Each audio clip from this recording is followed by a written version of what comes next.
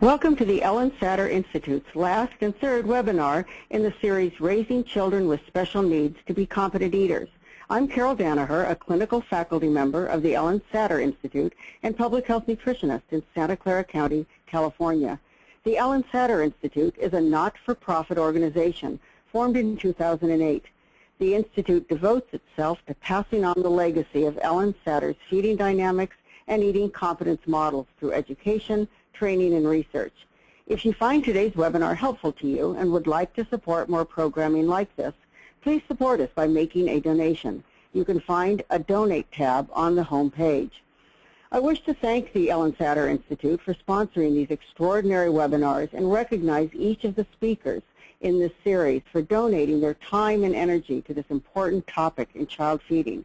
These webinars have highlighted how fundamentally sound and beneficial Satter's division of responsibility is for children and parents. Today, Ellyn Satter and Ines Anchondo will present on developmental principles in feeding the child with special needs. You know our first speaker, Ellyn Satter, by now. She is an internationally recognized eating and feeding authority.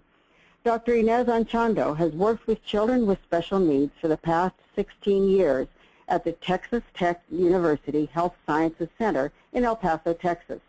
She is a clinical faculty member of the Ellyn Satter Institute. Thank you, Ellyn and Inez. The certificate of participation is now available on the Ellyn Satter Institute webpage. After it already is available.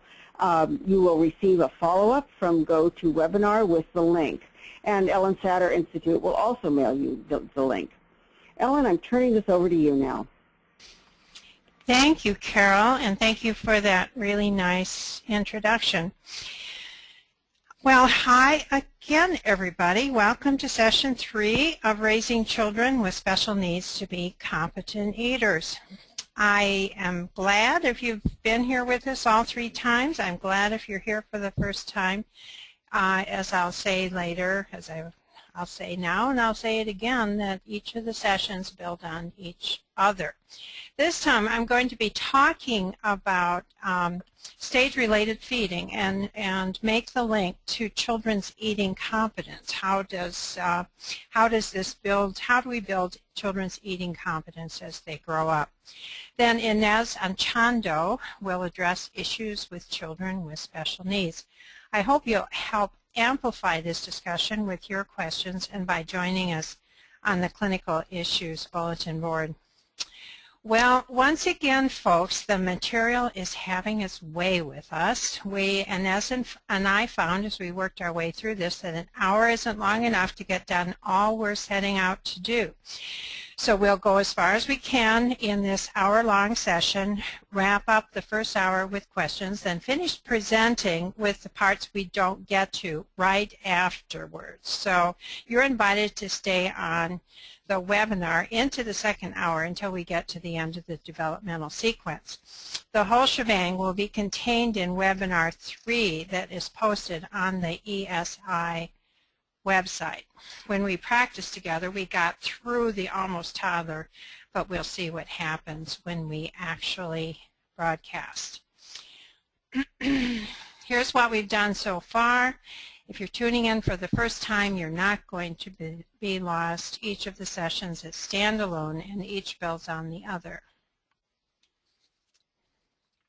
Similarly, each of these topics builds on the other. Feeding the child in a stage-appropriate way supports the child's developmental needs and allows the child to achieve eating competence. The feeding dynamics model is child-powered by the child's desire to grow up. Parents often say they've been told, if your child gets hungry enough, he'll eat. This is starve them into submission thinking. It's cruel, and it is not at all consistent with the feeding dynamics model. I'm giving you a shortened version of the eating competence model in this presentation. For a lecture that gives a more complete treatment, see the January 12th webinar on preventing child overweight and obesity. The clinically based, research-tested eating competence model is made up of 4 parts: good feelings about eating, taking an interest in new food and knowing how to sneak up on it and learn to like it, the ability to eat as much as you need based on internal cues of hunger, appetite, and satiety, and for adults, the ability to provide yourself with regular, reliable, and rewarding opportunities to eat. Children are born with the rudiments of these capabilities, and depending on how they're fed, they retain or lose those capabilities. Even the sickest child is born with the drive to eat and a positive inclination toward eating. Each child is born with a drive to join their parents' world, including their food world. From birth, children have the ability to regulate food intake based on hunger, appetite, and satisfaction, and each has the inclination toward being a sociable being, including eating in company with other people. The unfolding of the child's abilities takes place in an orderly sequence. These typical ages are for well children who do not have special needs, as Ines illustrated last time. Because Luis had so many medical, physical, and oral motor issues, he didn't get to the separation individuation stage until he was 2 years old. However, once he got there, the signs were the same as those of a typical child. Also keep in mind that while one stage or another of the processes at one stage or another, each of the processes takes precedence, the other processes continue at every stage. For instance, the newborn who's being fed in a considerate and attentive fashion begins falling in love, gets a sense of herself as an individual, and prepares to take on the world. It's like a jazz band where one or another instrument takes the solo, but all the others continue to play in the background. We're taking a disproportionate amount of time with this stage, as at this point we build the foundation for feeding and all of the other stages. This is my granddaughter, a perfectly normal child who was one of the most disorganized babies I have ever known. She was hard to read, never did or responded to the same thing twice. Her parents thought she was the best baby ever and devoted themselves to maintaining a division of responsibility in feeding. They went by her erratic feeding pattern and let her be in charge of how much and how often she ate. By the time she was 10 months old, or maybe 2 years, she settled down and became a good eater and a good sleeper. Provided parents focus on the quality of feeding rather than the quantity of food, the positive eating attitudes and internal regulation capabilities are preserved. Whether the child is breastfed or formula-fed, parents who tune in on the child's feeding cues allow them to achieve homeostasis and eating competence. Even when feeding is problematic, an attentive parent who guides feeding based on information coming from the child will achieve these outcomes. This still is from the other stills are from the Feeding with Love and Good Sense video, my own video series, Series 1 and Series 2. This still is from Marcia Dunn-Klein's video, Tube Feedings Are Mealtimes Too. You can get this on the Ellyn Satter Associates website. The mother of this tube-fed child is holding her in feeding position and helping her to calm and organize the child. If the child had a pacifier, all the components of feeding would be in place: sucking, cuddling, and filling the tummy. Using a pacifier would also help guide how much to feed her, as when she got full, her sucking would change or she'd stop sucking. Whether or not she's being breastfed or getting formula by mouth, this child is learning how to eat. Feeding in this child-focused way is rewarding for parents as well for the child, and there is more. Psychoanalytic studies show that interactions involved in normal feeding propel an infant from a state of isolation and self-absorption to an active engagement with other people and the world. And as you wanted to say something about this feeding. Yes. Hi, everybody. You can see that this mother is attentive to the child and connecting with during the feeding, but very often with syringe feedings, this is not the case. I kind of seen coming back of syringe feedings, they're becoming very popular, perhaps because they're perceived as being simpler, more convenient. However, syringe feeding can deliver too much and too fast. And this can interfere with the baby's ability to regulate food intake and learn to eat. Pump feedings allow for a more physiologic meal, slowing the time of the delivery, helping the baby be more aware of satiety, and also the parents to be more in tune with the process. So if you use a pump, then you can sort of approximate how much you think the child will eat, and you can slow it way down, and it goes in slowly so both the parent and child can be more aware of the child's satiety cues. Is that right? Yeah. Yes, correct. All right, thank you. Parents, as you know, both Ines and I are talking about this, and it's true that parents conduct feeding as a relationship by basing it on the child's own cues of hunger, appetite, and satiety. Now, obviously, this isn't a newborn. This is Laura, who's 18 months old, who had esophageal atresia of the type that there's such a big gap in her esophagus that she had to wait until she was a toddler to have it surgically corrected. The stills that I'll be showing you are of the pump tube feeding that was conducted in my office during our first assessment session. There are stills every 3 or 4 minutes from that 47-minute tube feeding. And by the way, if you're following along on your PowerPoint, your PDF of these slides, you're going to be frustrated with the numbering because it's really wonky. So just so you know. So here we start. Laura is alert, looking around and mouthing. In fact, she's looking at her daddy, and we're all talking. She's taking interest. She is still alert, and now she's looking at her mommy. Her eyes are open. She's mouthing, alert and engaged, looking at mother, or maybe me, still mouthing, or still mouthing, alert and engaged, looking back at daddy again. Now her activity goes down again. Now her fingers are in her mouth, but I'm not sure you could say that she's mouthing. She just kind of has them stored there. And here she is at 12 minutes. She's starting to look uncomfortable.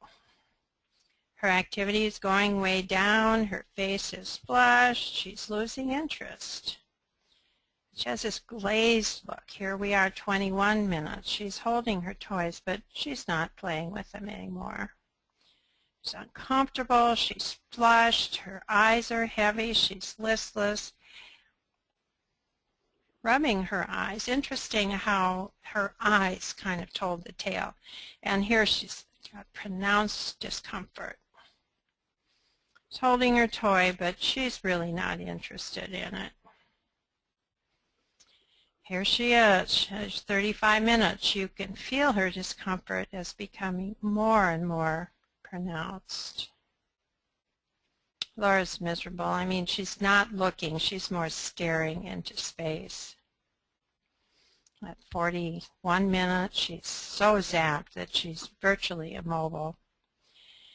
Her parents are picking up on her discomfort, and her mom is rubbing her tummy. Just before they disconnect the tube, Mom points out how Laura starts to reflux, which she sees as being part of Laura's medical condition. When Laura got out of the high chair, she staggered. So the question is, at what point is Laura full? I think it was actually pretty early in the feeding, but let's take another look at these pictures. And if you had this on video, you could see it much better. So, all right, here she is. She's alert. She's enjoying herself, taking an interest, looking around. Now she's starting to get full. We're seeing signs of satiety here. And by this time, she is becoming uncomfortable. And by 15 minutes, the feeding has gone too far. So I would suggest that she gets enough to eat somewhere between 10 and 12 minutes. And, you know, going by Ines's recommendation, she would suggest that we slow down the pump so Laura could get what we guess would be enough for her in maybe 20 minutes, so that those feelings of satiety could come on more slowly. So if we stop the tube feeding sooner, before Laura gets so overstuffed, she of course would get hungry sooner the next time, but her parents can observe her, pick up on her hunger cues, and feed her again in accordance with her hunger and satiety cues. On the other hand, since she's a toddler, they could offer her tube feedings at regular meal and snack times and give her as much or as little as she is hungry for. And by the way, when Laura was little, for the first 6 weeks, she had a spit fistula, and she ate by mouth, and as you know, the food came out her neck in the fistula, and then they tube fed her through a gastrostomy tube. And that really helped her, because this little one, I think it helped her because she learned to eat really quite rapidly. Ines, do you have anything you want to add to this? Well, you said it well. I just want to reassure the participants that it is possible. Bottom line, is that it is possible to feed following the child's satiety signs responses, even when using a feeding pump. It's just by using the pump, it doesn't mean that all those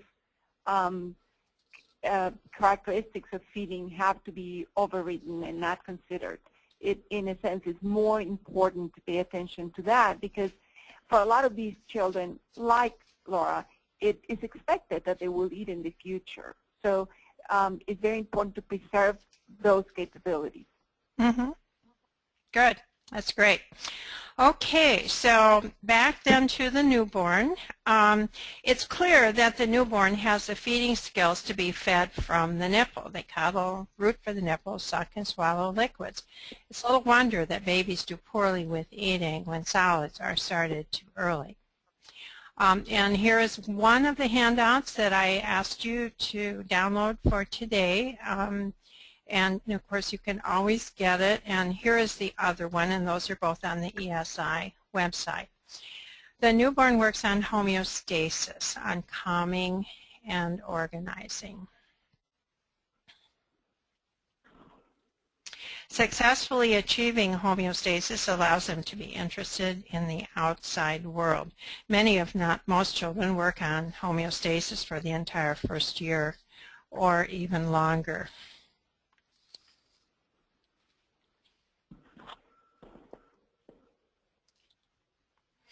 Of course, parents support this process by paying attention and feeding in response to the child's cues. This chapter from Child of Mine is on the ESI website. It's important, and I recommend strongly that you read it. The child eats best when she's in a quiet, alert state. Achieving this state requires understanding sleep rhythms. During sleep, the child cycles 2 or 3 times from quiet sleep into active sleep and back again. Since active sleep looks a lot like drowsy, it's important to wait to pick up the child until you see whether he wakes up or goes back to sleep. The drowsy child fusses a little, quiets when picked up, and the parent helps him wake up to the quiet, alert state by changing his diaper and talking. Waiting to feed until the child is agitated or even crying and upset undermines feeding absolutely. Getting on this quiet alert state with some babies is difficult and takes a lot of patience on the part of parents.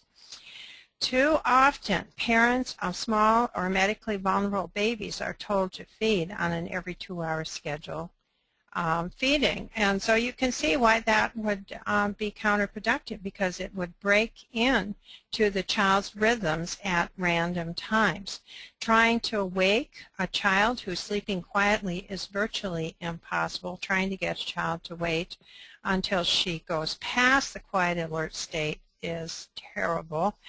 And so if you're worried about the child's eating enough or growing properly, the thing to do is to make each feeding as good as possible. Time feeding for the quiet alert state, and work with the child to support her in being calm and organized by talking to her in a way that she likes, by stroking her in a way that she likes, and being careful, helping her to stay awake, but not being so exciting and stimulating that you push her over into the active alert or crying state. Last week, we had a brief discussion of eating cues. Parents can use these typical cues for guidance as they figure out their child's own language. A child might show a slight brightening when they're hungry and a dulling when they're full. You might not be able to get a hungry child's attention, and the same for a too full child. And you know, it often is in the eyes. And that I remember working with a mother whose little baby was profoundly handicapped, and he didn't have a feeding tube, but she was still feeding him, and that's what she went by. He'd sort of brighten up, or he would get dull. Ines, do you want to add something at this point?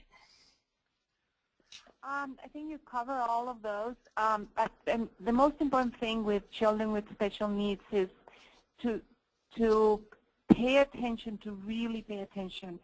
A lot of the times it's important to jot down what you think are those signs, and then confirm day in and day out. Some of these babies offer very subtle hungry cues, and then very subtle satiety cues depending on where they are. So I think the most important thing will be pay attention. Mm-hmm. Sometimes I've noticed that when babies are hungry, you can't get their attention. You know, they just kind of go off into space.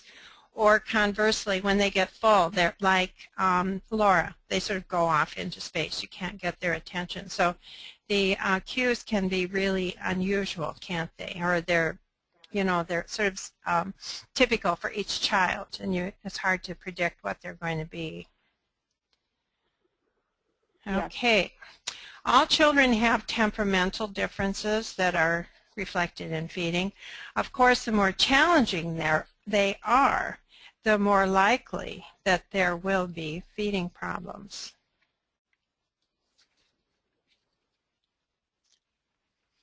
Babies who do not have special needs can have sensory issues. Such children require even more patient and tuned-in feeding with long stretches of very little reward. Parents just have to keep doing what they know is the right thing to do, because there's no confirming feedback loop for them. These are long dry spells for parents, and they benefit a great deal from support as they keep themselves steady and refrain from getting pushy with feeding.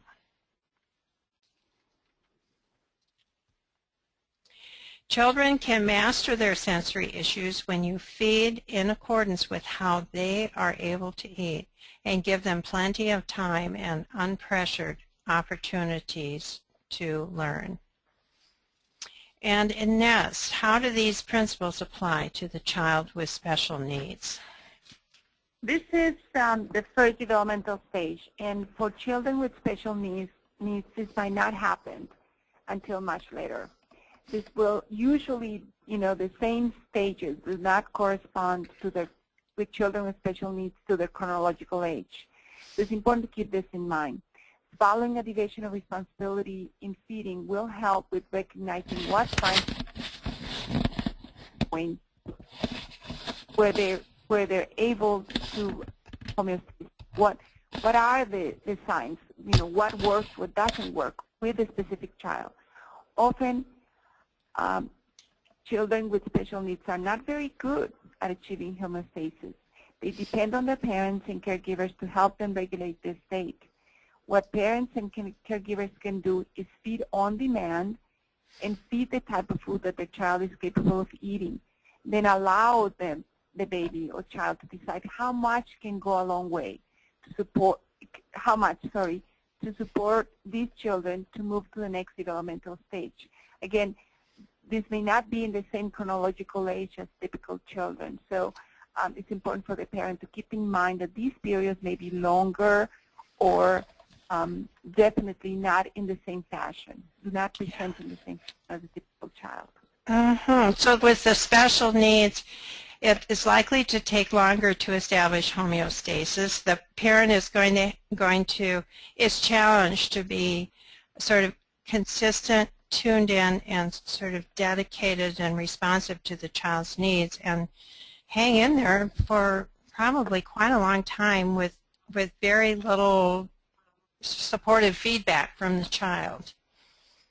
That's correct, yes. Yeah, that's hard.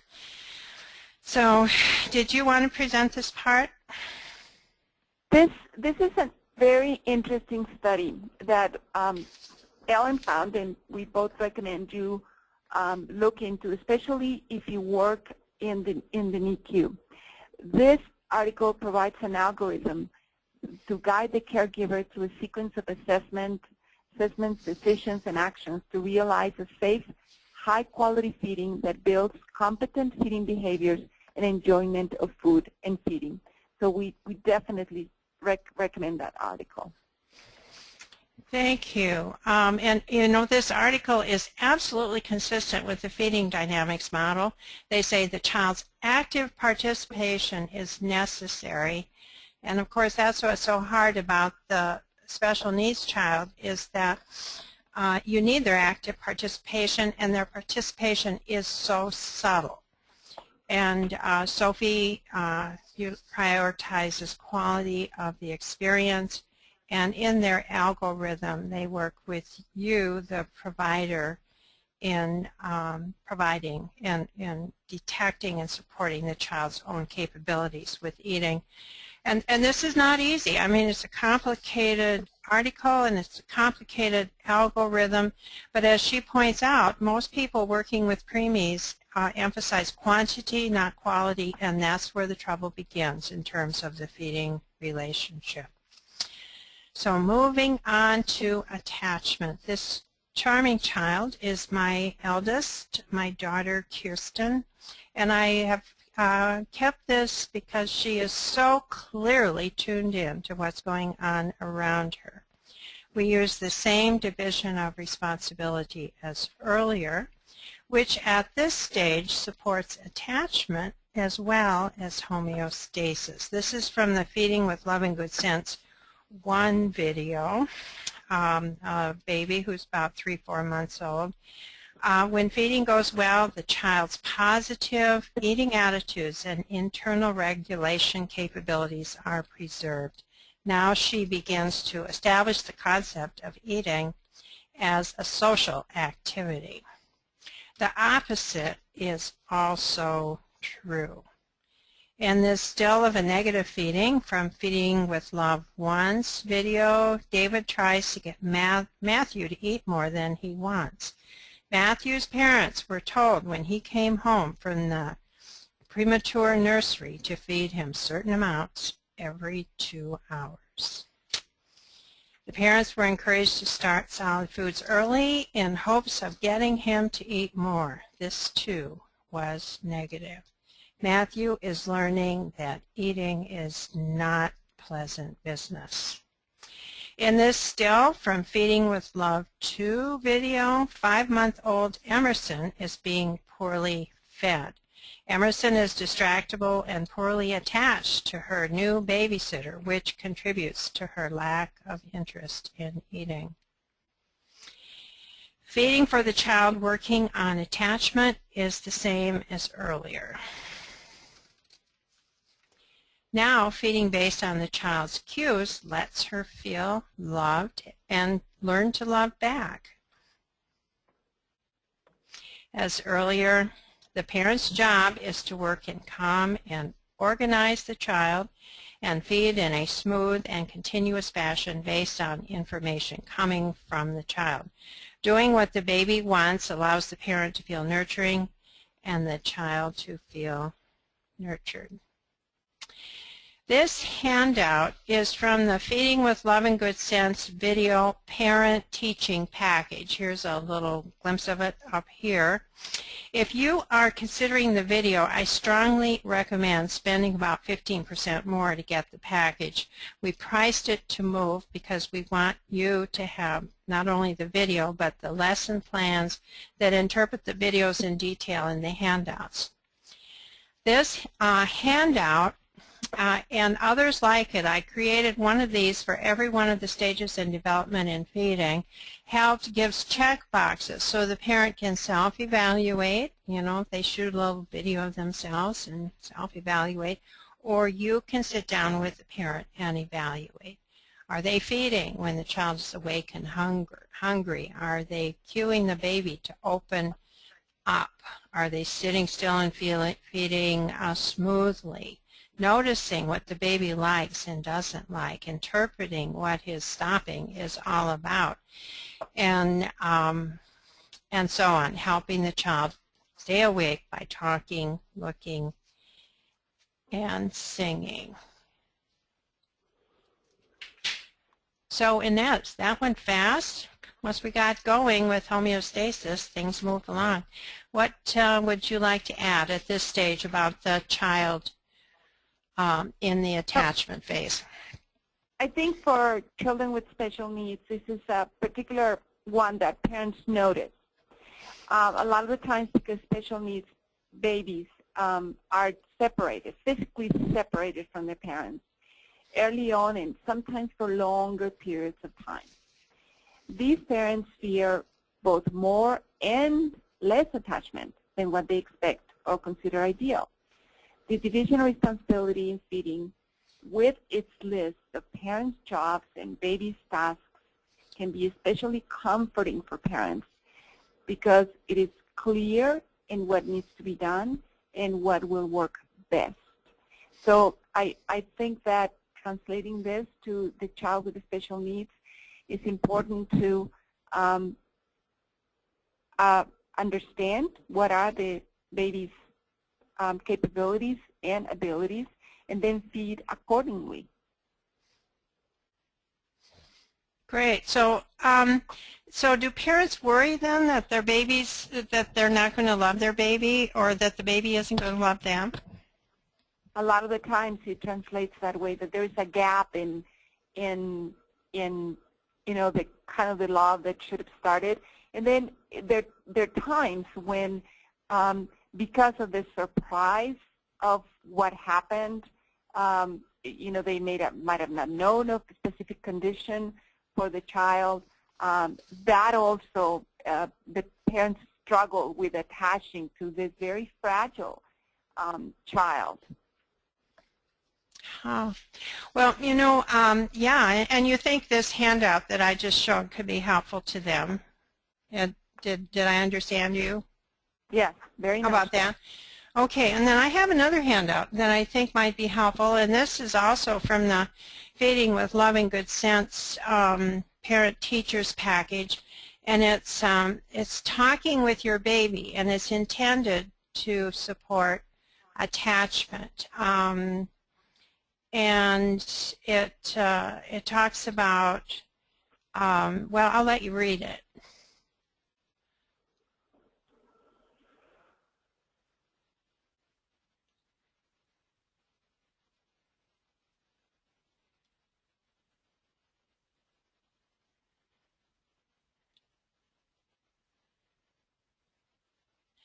So what do you think of that, Ines? Well, I think, again, this is helpful because it gives the parents the ability to understand what are the, kinds of issues that can come up with babies, and recognizing the temperament of their baby can go a long way in establishing a good feeding relationship. Mm-hmm. Well, and this handout is interesting that this handout is kind of like a division of responsibility in talking. That you wait for your baby to do something and then you respond. And then you wait for her to take an interest and say something more, and then you respond again.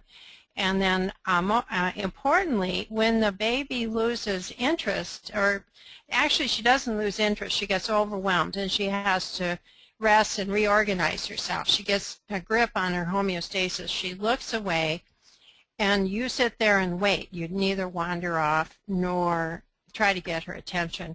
And then when she comes back, you can talk some more.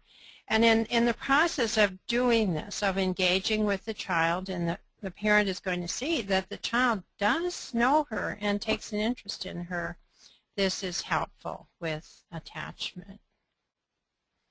So, moving on then.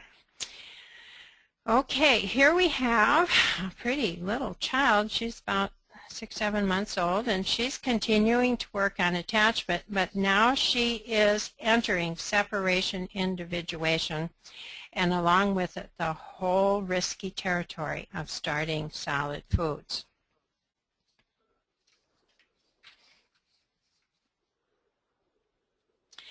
During this transition time from exclusive nipple feeding to participating in the family mealtime, the parent builds on the child's increased regularity with eating to introduce structure into feeding.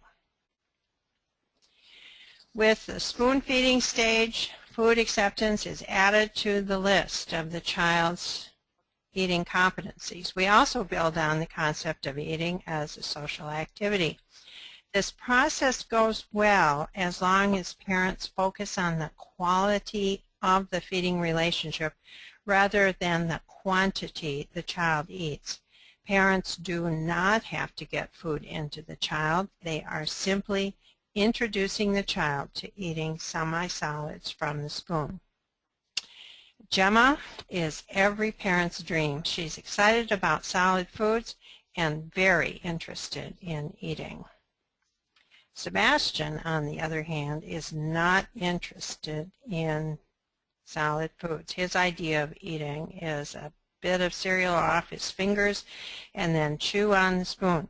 Sebastian only ate solid foods when he got to the point where he could finger feed himself soft table food. In the meantime, he got the idea of eating from sitting with his family at mealtime and consistently being offered something to eat, whether he liked it or not. Nicholas likes his solid food but refuses to let his parents feed him. They had a couple of interesting months before his abilities caught up with his aspirations. India resolved a similar dilemma by getting her mouth down on the high chair tray and scooping the food into her mouth. In all cases, these children are increasing their abilities with food acceptance at the same time as they're preserving their positive attitudes about eating and their ability to regulate food intake.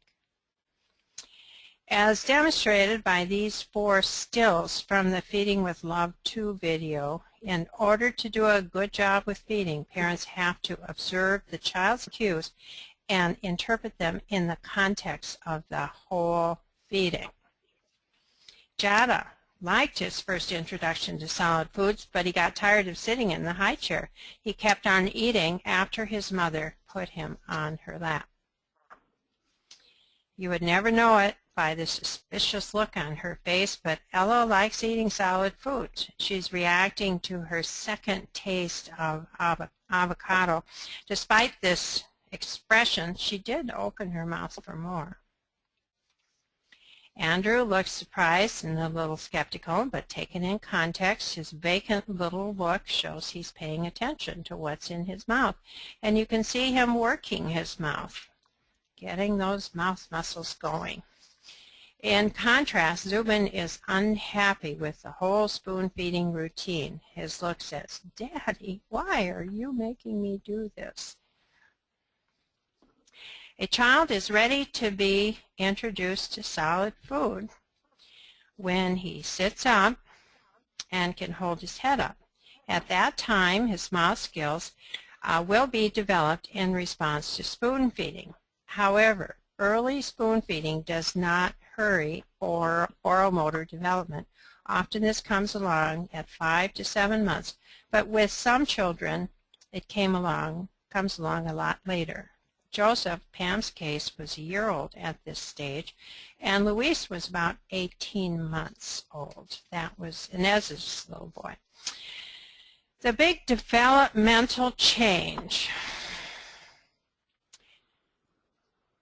with this child is taking an interest in things, in what lies beyond the parent, which goes right along with taking an interest in the thing of the spoon and its contents.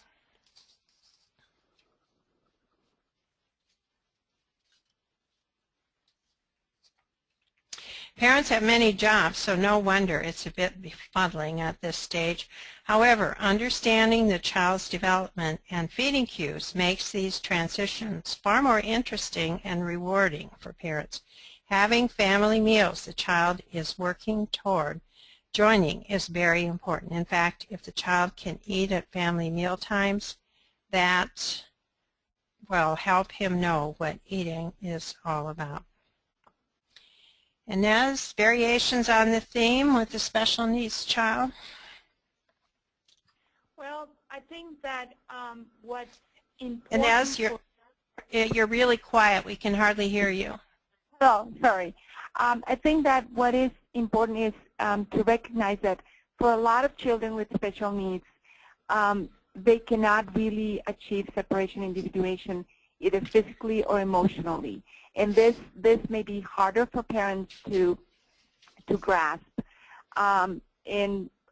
What works best is to help parents make a list of what their child is able to achieve at the moment. Because a lot of the times for parents it's either something or nothing. It's almost like polarized. Even though the child is showing some signs of progressing developmentally.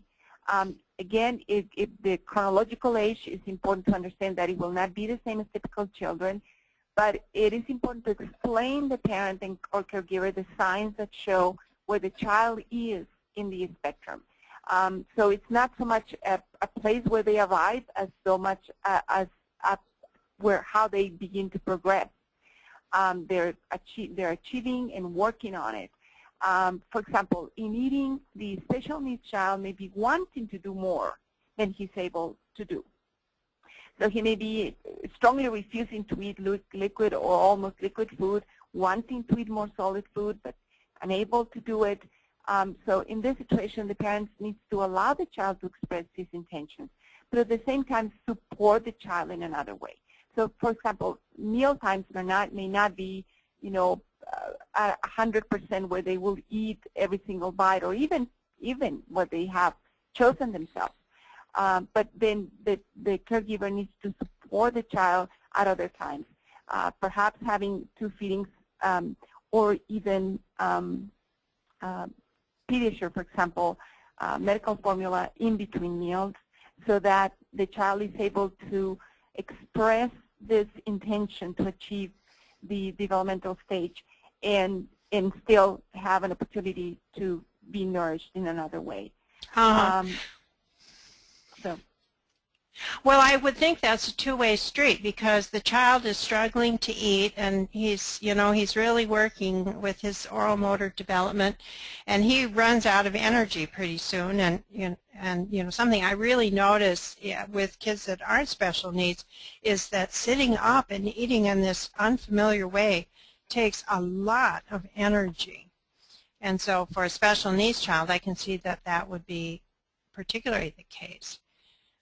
Correct, yeah. And so then the child is really working hard to eat, and the parent is working really hard to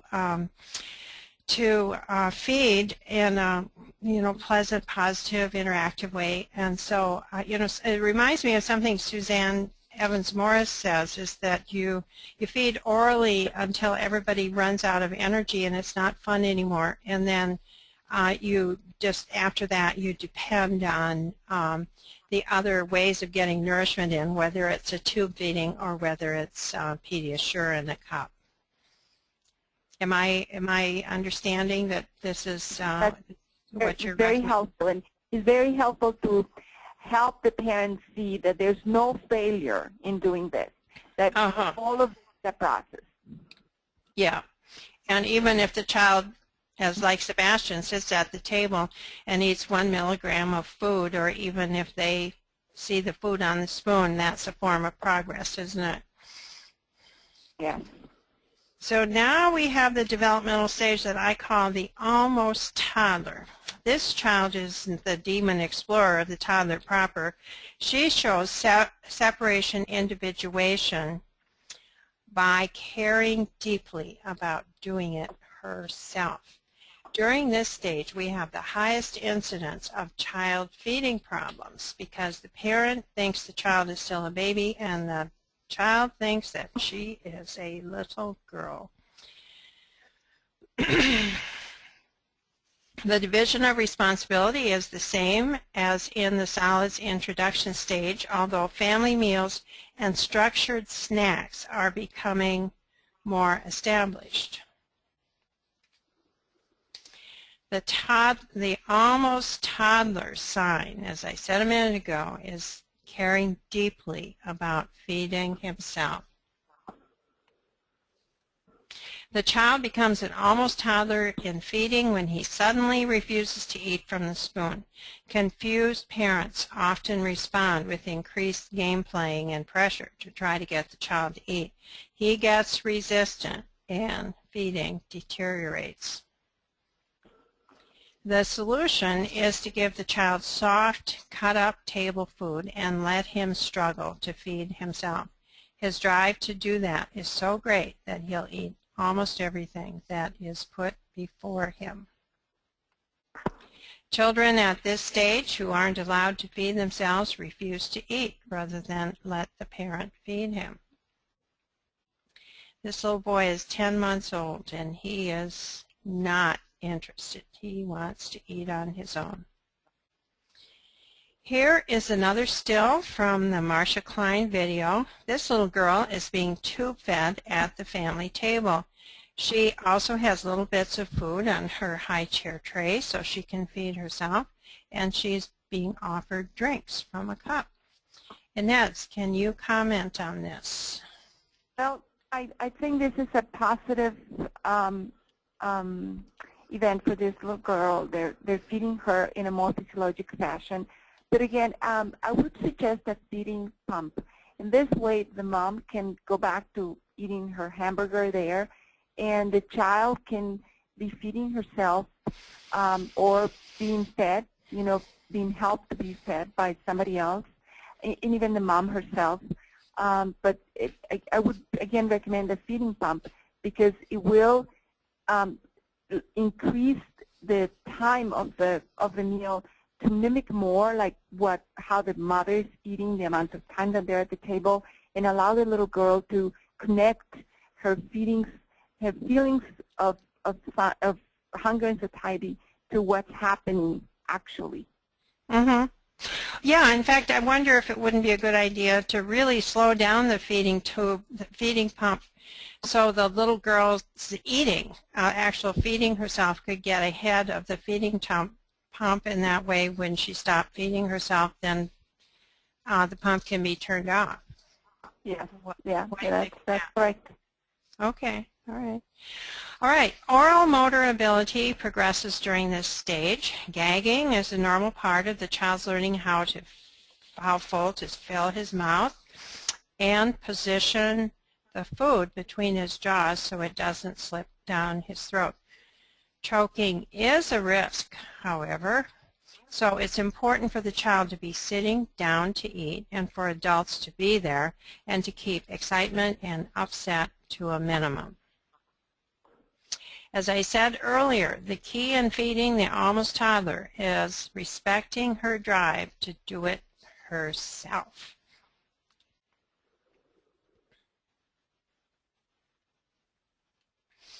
The family meal becomes critical along with having between time sit-down snacks so the child can be hungry but not too hungry between times.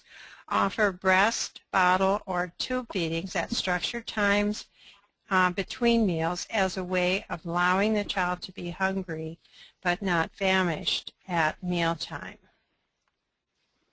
And Ines.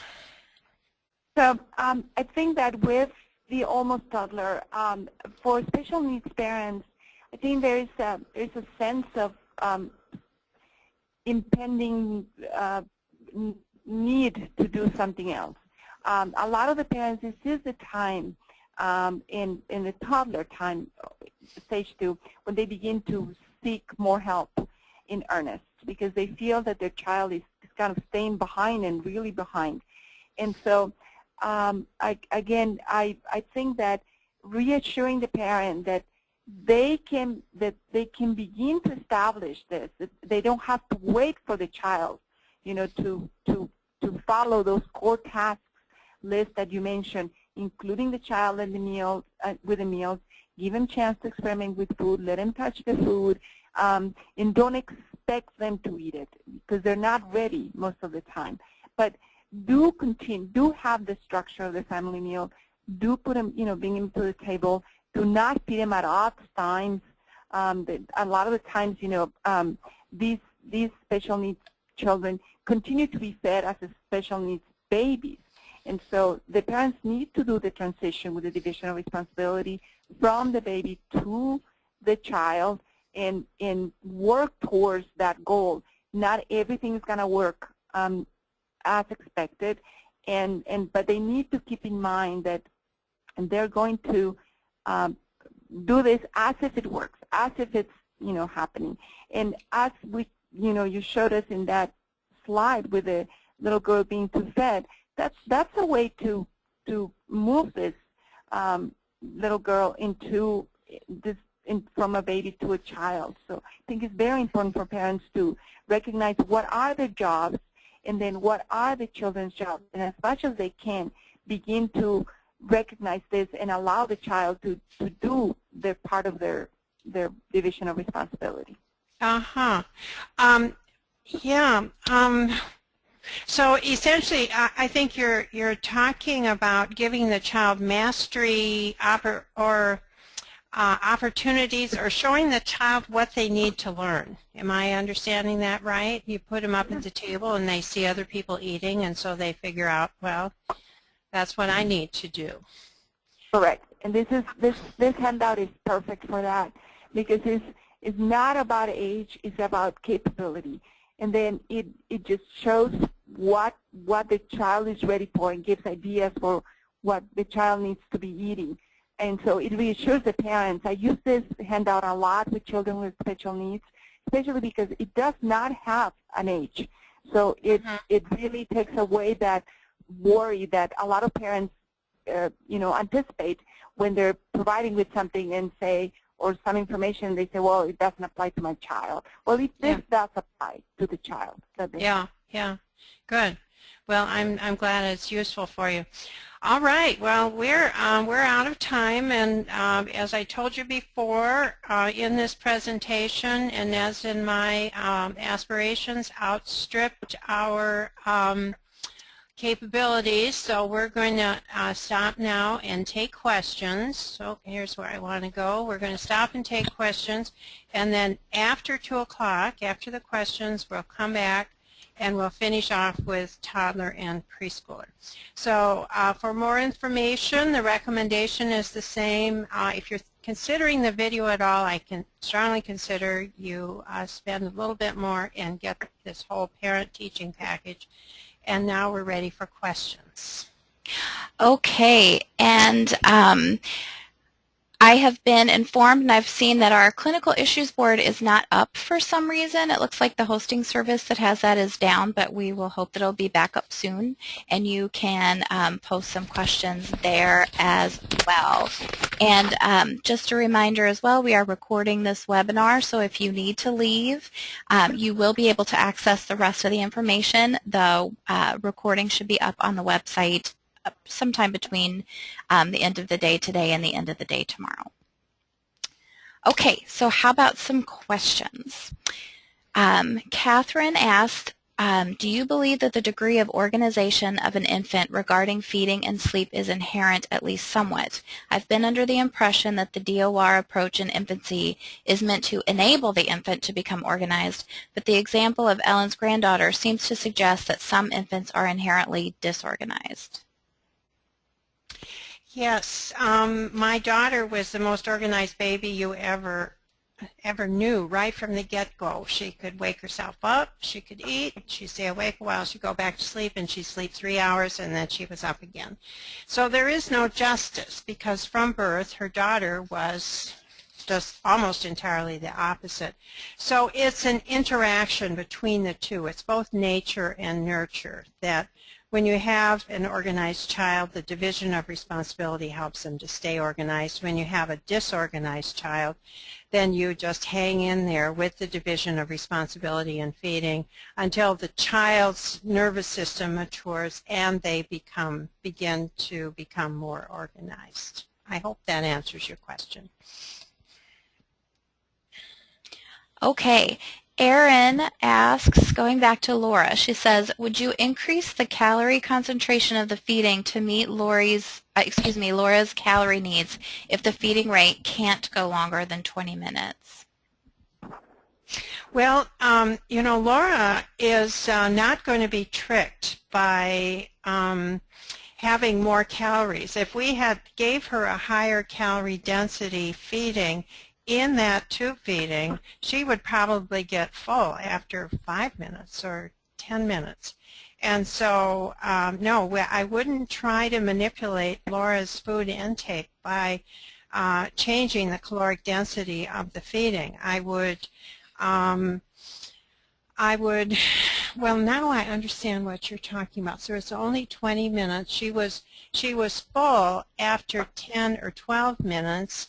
So that was a fourth of the feeding. So actually, if they were trying to get, you know, however much is in one of those cans in her by over the course of the feeding, then we're saying that Laura was full after she took in a fourth of the can. And so, no, I wouldn't increase the caloric density at all. I would just, you know, by trial and error, figure out how much she's likely to take, only put that much in the pump, or however the pump works. Help me, Ines. I'm getting pretty confused here. Your answer is perfect. Yes, it is. It is counterintuitive, you know, in the way we think about children with special needs, in that we think that they don't have ability to regulate. And a lot of these children have intact their ability to regulate.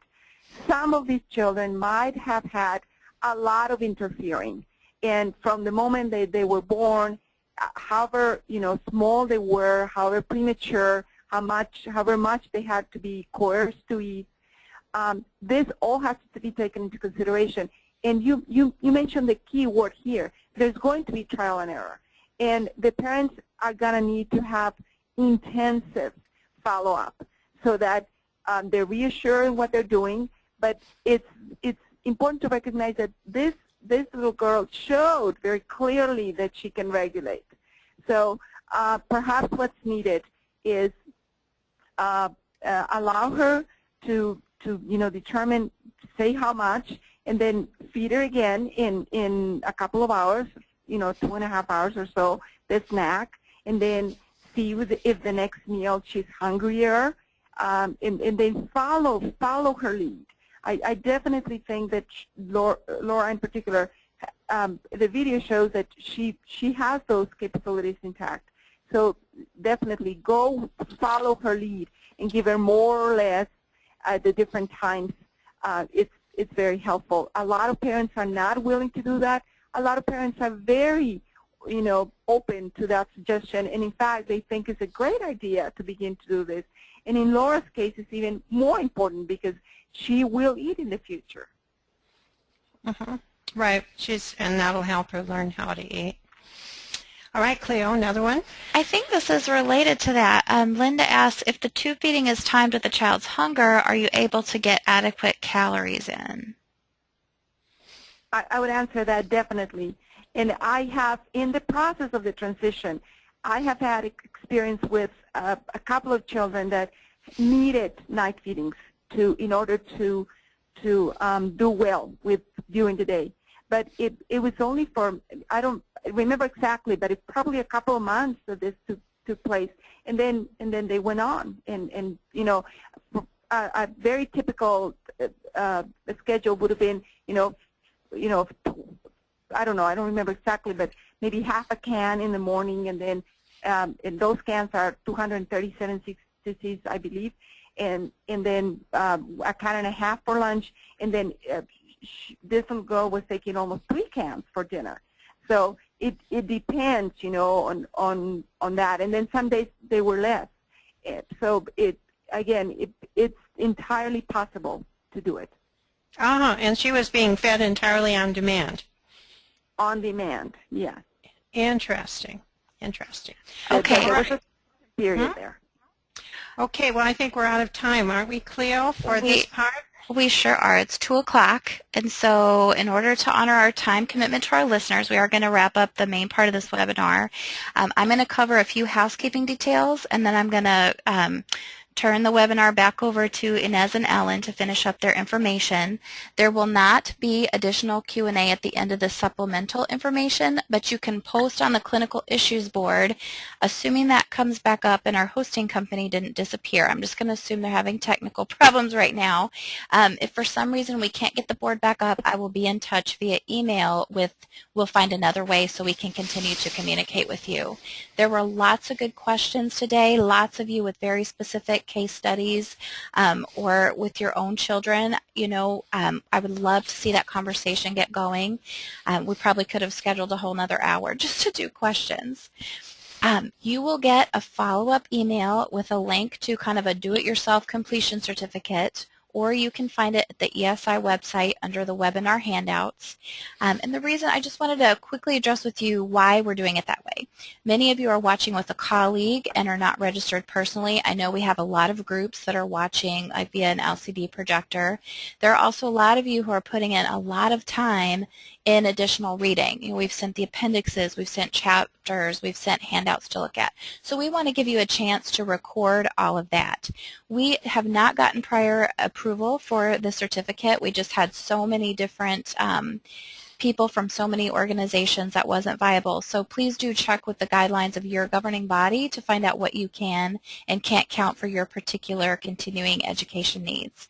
My understanding about the ADA portfolio is that it's pretty flexible and you can probably work this in. And I bet if you post on the Clinish board to get some ideas from your fellow attendees that you can get some about what codes to use, etc.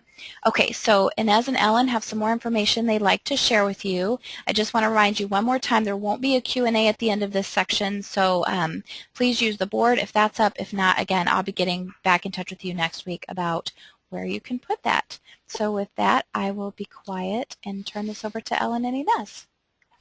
Thank you so much, Cleo. You always do such a good time of getting us all organized and aimed in the right direction.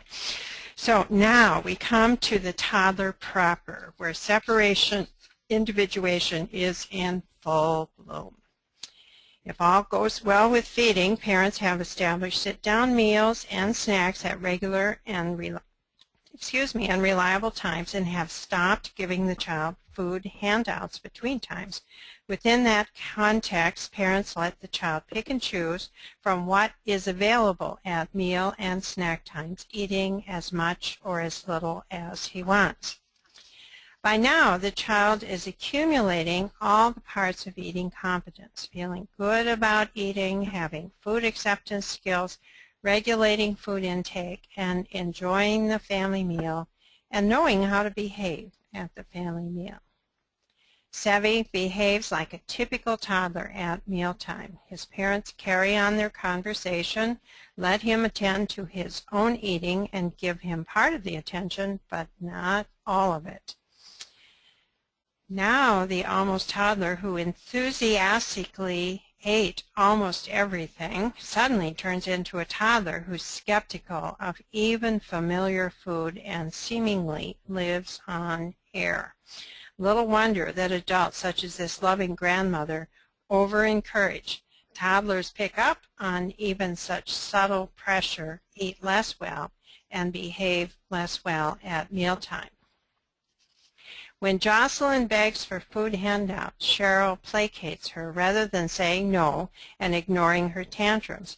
If Cheryl is consistent about saying no, within days, Jocelyn will stop making such a fuss.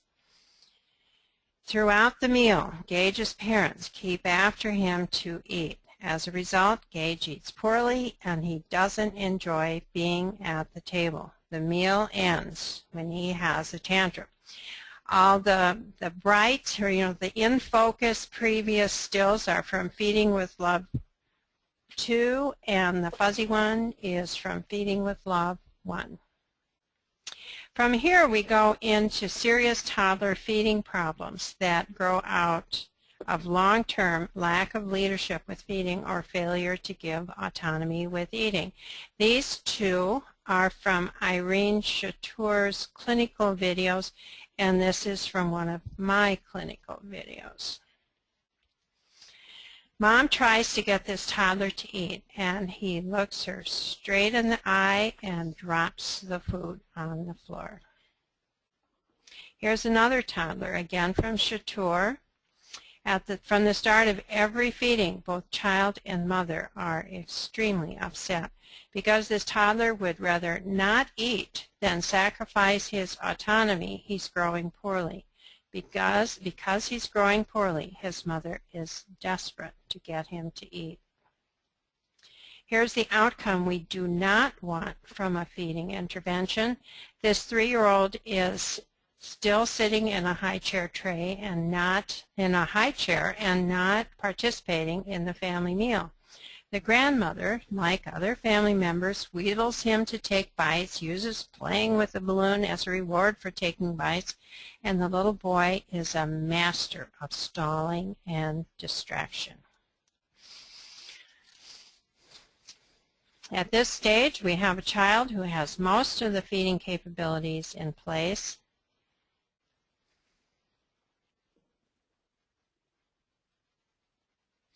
And who is developing the concept of control, learning about himself as separate, and is learning to balance connection with autonomy. Of course, all of that gets played out in feeding.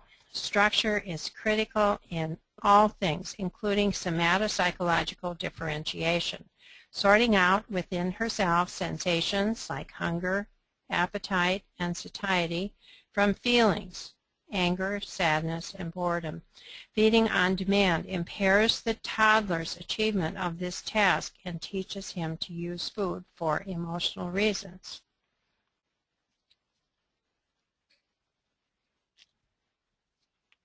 The child at this stage learns to be a part of the family by joining in with family meals and scheduled snacks, rather than feeding on demand.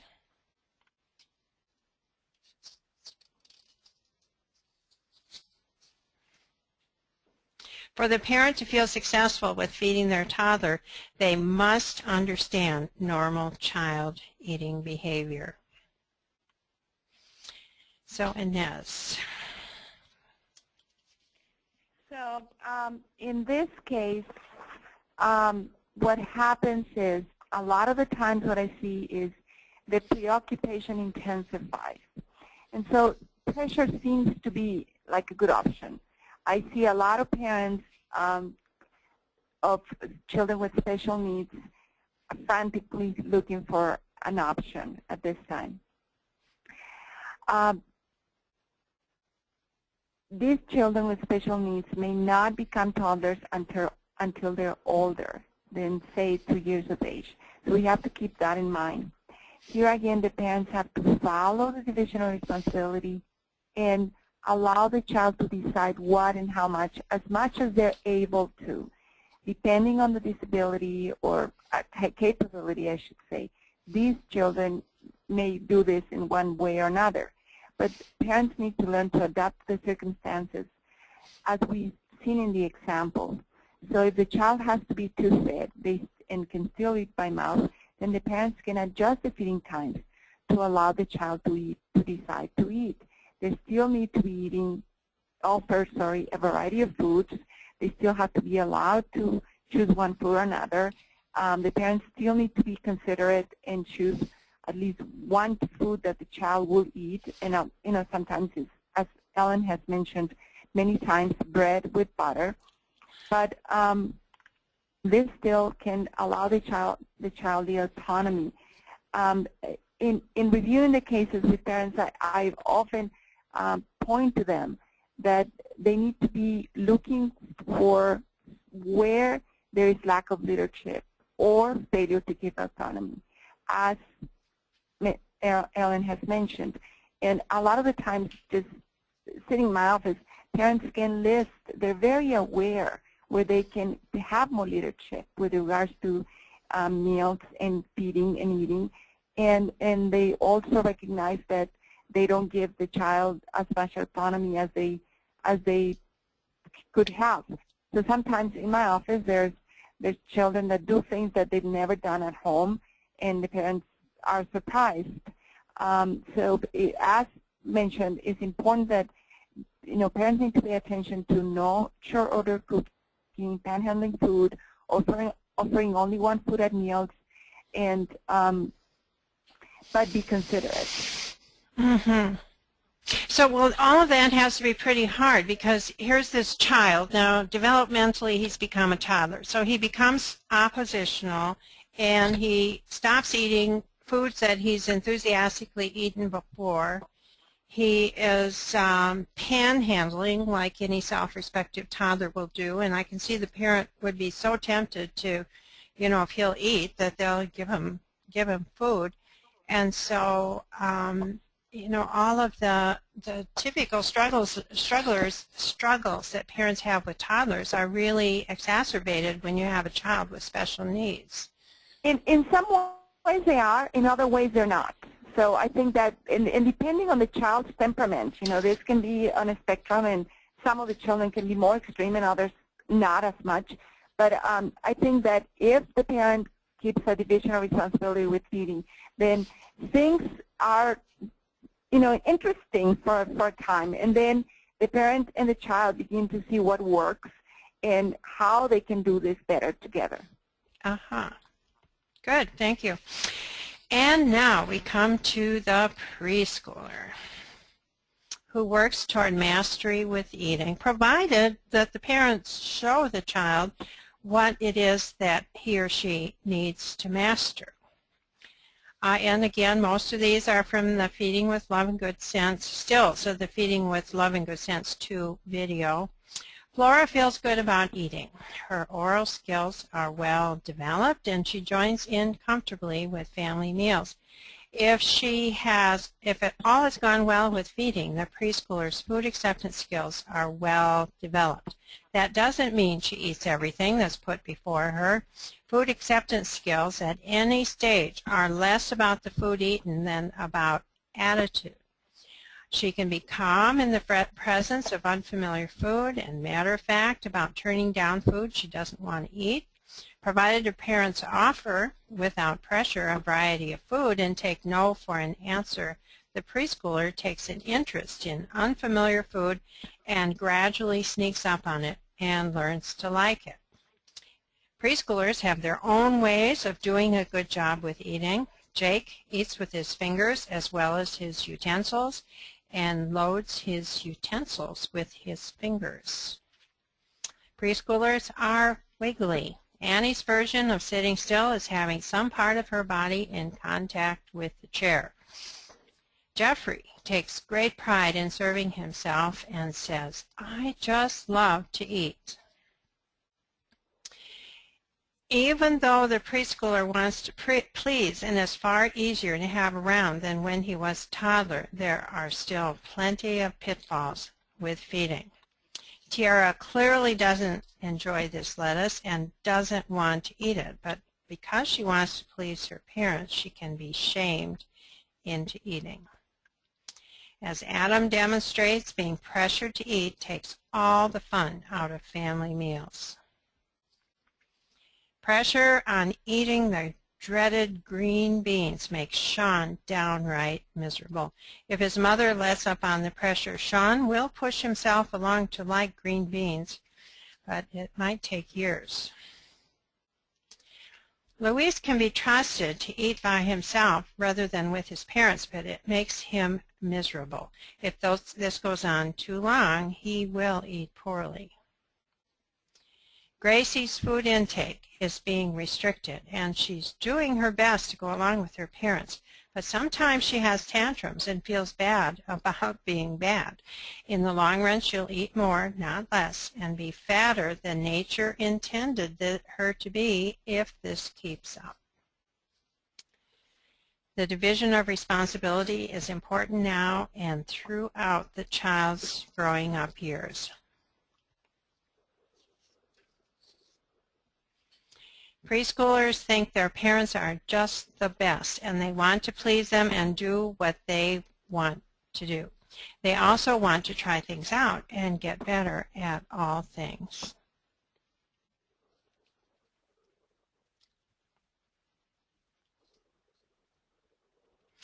As far as the preschooler is concerned, parents are the most important thing at family meals.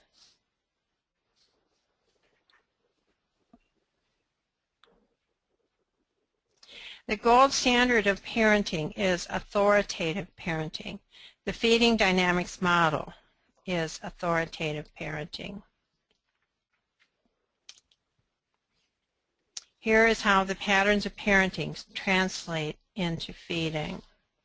The authoritarian parent says, "Here's your food, eat it or else."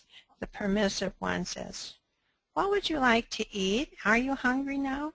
And the authoritative one says, "Here is what we have to eat. You may eat it or not." Ines.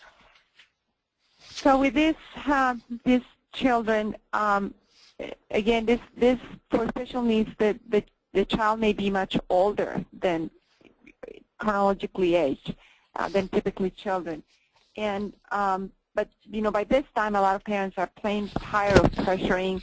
They've noticed nothing works. They sort of hit a wall. And again, establishing a division of responsibility at this stage may take a long time and can be very frustrating, but it's the best thing to do. Even if starting at this stage, even if before nothing was suggestive of that. So begin by establishing structure to the meals and snacks. And this is very important, and I tell parents that they need to accept no from the child.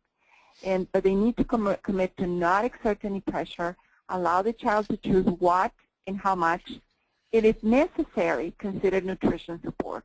And by this time, parents are more open to nutrition support in the form of drinking the medical food, such as Pediasure, or even to feeding, because they realize that this is going to be going on for a long time. This is not something that was going to happen fast, and as soon as the child was over whatever medical situation conditions were there, like in the case of Luis, his heart disease.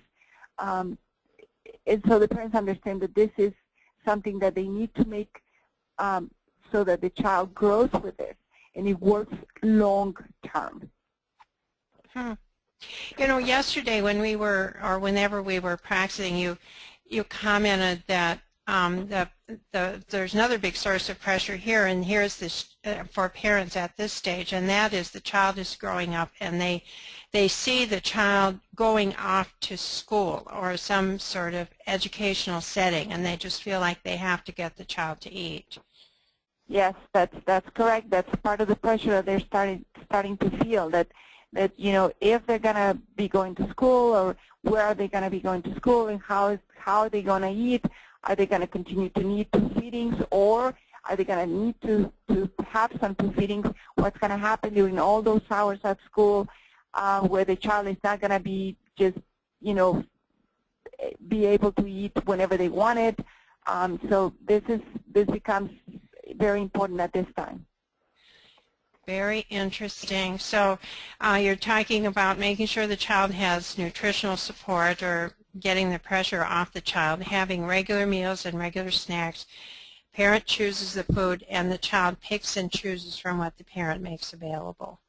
But the parents realize that this takes time, that it's not something that is going to happen in a month, in 3 months, and depending on the capability of the child, it may be, you know, for the long term. Yeah, yeah. You know, Marcia has a video also in the series that I referred to. It's called Taking 2 Feedings to School. I suppose that's something parents have to think about as well, isn't it? Yeah. Mm-hmm. All right. Well, it took us 20 extra minutes, Ines. That's not too bad. And I'm glad we did it this way rather than trying to squish anything in. It was good to have you taking enough time to talk about the kids with special needs.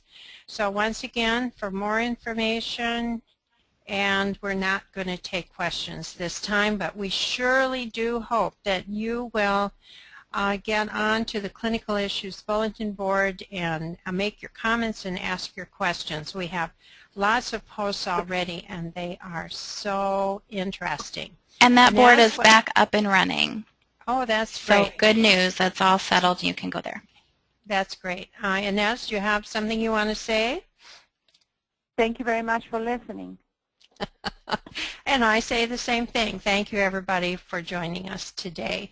This is the end of our special needs webinar. Cleo will be posting pretty quick, and we'll look forward to your joining us again. Well, Cleo, you say the part about joining us again. You are the voice of ESI. We will be having. I think. No. Nope. Here I am. I do not have the dates and the information in front of me, but we will have, I believe, 2 more webinar series this year. We would love to see you there. To help us continue this programming, if you would, and this is helpful to you, if you would consider making a small donation, that would help us a great deal. Even $5 or $10 would be so much appreciated. And again, you can do that on the ESI website. We will be communicating with you. Go to webinar. We'll send you a follow-up email, and I've put the link to the completion certificate there. I will be sending an email out to everybody next week as well, and we look forward to keeping in touch.